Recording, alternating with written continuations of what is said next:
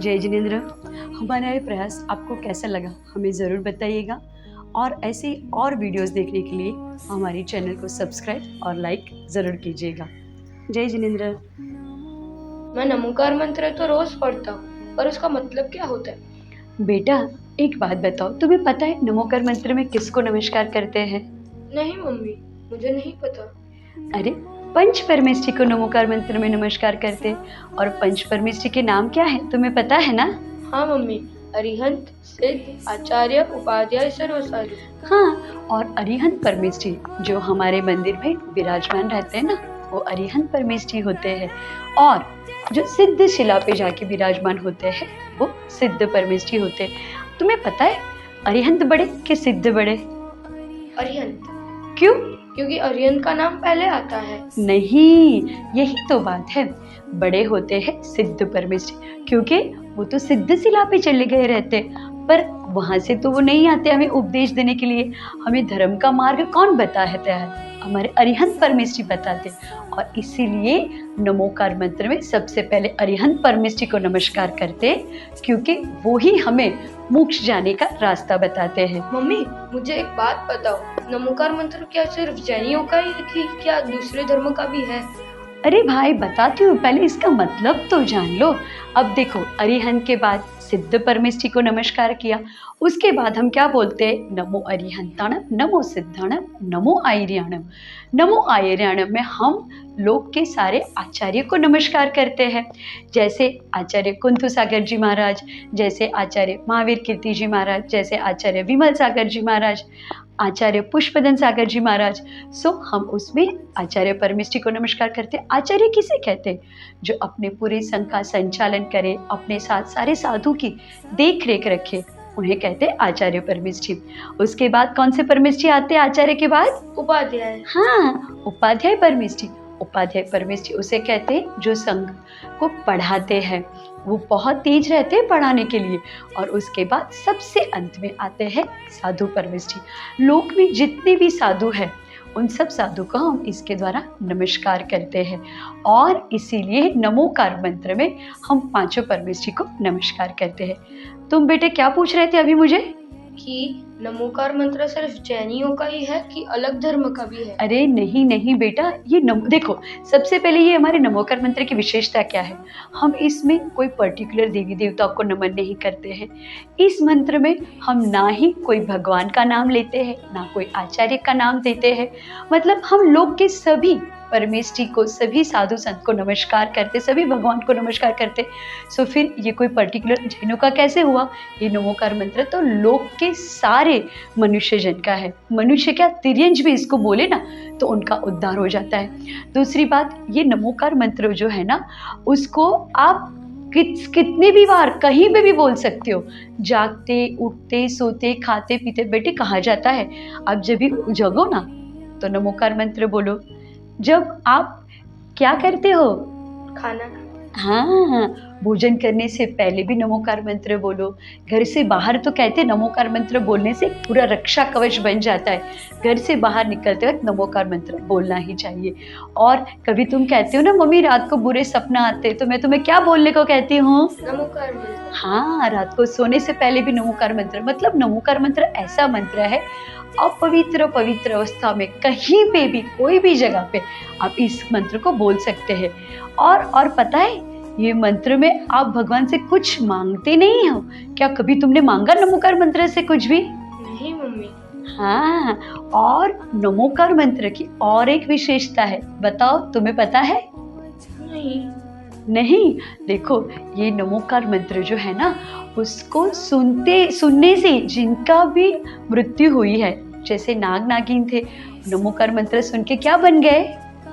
पद्मावती माता और धरणेंद्र हाँ, देवता। नमोकार मंत्र को सुनने से ही, सुनने मात्र से कितने सारे जीव का उद्धार हो गया था।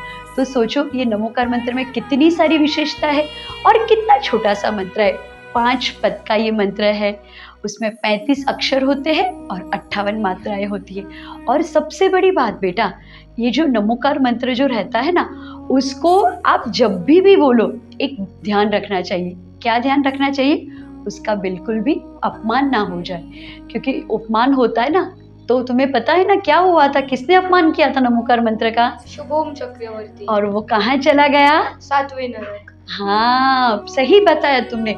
तो कभी भी इस नमोकार मंत्र का अपमान नहीं होना चाहिए। और ये नमोकार मंत्र में जैसे बताया गया, ऐसे हमारे साधु भी इस मंत्र का जाप करते हैं, हमारे श्रावकगण भी इस मंत्र का जाप करते हैं और अपने जीवन का उद्धार करते हैं। और इसीलिए तो कभी भी कहते हैं ना, किसी को कुछ आए ना आए, छोटे से छोटे बच्चे को भी नमोकार मंत्र बोलना सिखा दो तो उसकी नैया तो पार हो जाएगी।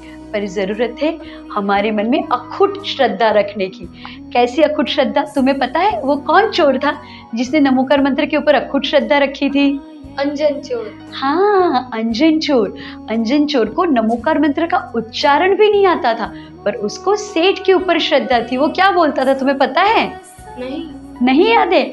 आनम जानम कछु न जानम सेठ वचन प्रमाणम। मतलब एक चोर था जिसे नमोकार मंत्र तो बोलना नहीं आता था, पर एक सेठ नमोकार मंत्र बोल के कोई विद्या सिद्धि करने जा रहे थे। तो वो चोर ने सोचा कि मैं भी वो नमोकार मंत्र बोलूं, पर उसे कहाँ आता। तो उसने क्या बोला? आनम जानम कछु न जानम सेठ वचन प्रमाणम।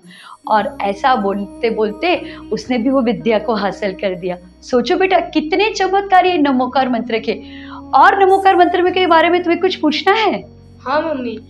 बोलता हो, क्या पूछना है? ऐसो पंचनमुक्कारो सर्व पाप प्रणाशनो मंगलाणम च सर्वेसिम परम हवै मंगलम। इसका मतलब क्या होता है? अच्छा देखो बेटा, हम इसमें क्या कहते हैं? ऐसो पंच नमोकारो, ये ऐसा पंच नमस्कार वाला मंत्र है, सर्व पाप प्रणाशनो, जिसको बोलने से हमारे सारे पाप दूर हो जाते हैं।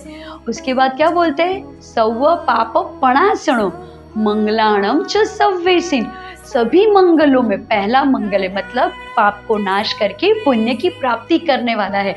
ऐसो पंच नमोकारो सर्व पाप प्रणाशनो मंगलाणम च सर्वेसिन पढ़वम हवे मंगलम।